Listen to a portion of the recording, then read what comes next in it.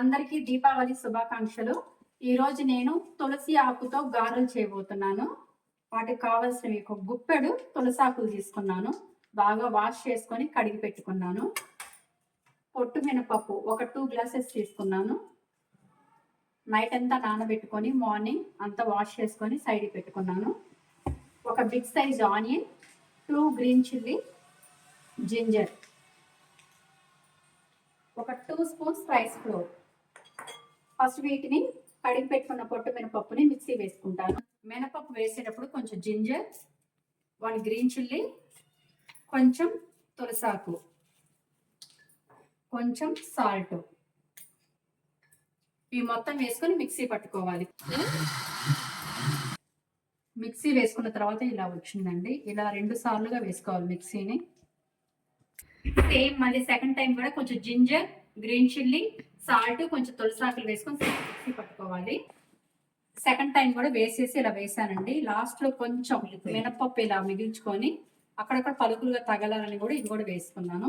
వీటిలో కొత్తిమీర కానీ కరివేపాకు కానీ ఇంకే ఫ్లేవర్ వేయట్లేదండి. ఓన్లీ తులసాకుల ఫ్లేవరే ఉంటుంది, చాలా బాగుంటుంది అనేసి.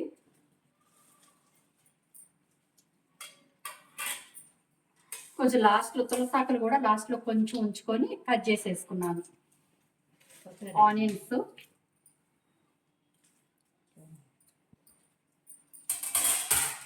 ఒక పెద్ద స్పూన్తో 2 స్పూన్స్ రైస్ ఫ్లోర్,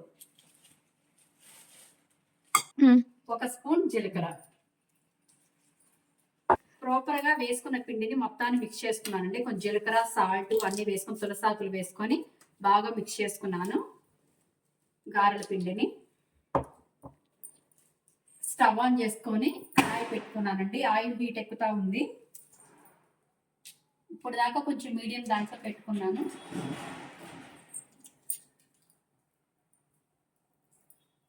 లేదో అని జస్ట్ చిన్న బాల్ వేసి చూసానండి. కొంచెం పైకి వచ్చింది. పైకి వస్తే ఆయిల్ కాగినట్టే.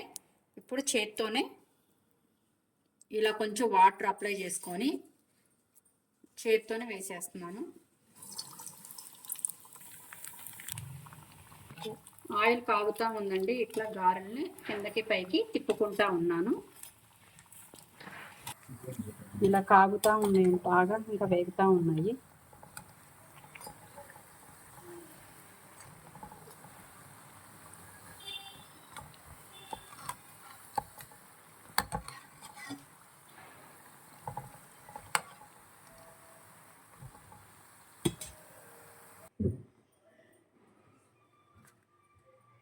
సెకండ్ టైం చేశానండి తులసి ఆకు గారెలు. చాలా టేస్టీగా ఉంటాయి. నేను ఫస్ట్ టైం ఈ రోజు దీపావళి రోజు చేస్తున్నాను కాబట్టి అమ్మవారి దగ్గర పెడుతున్నాను.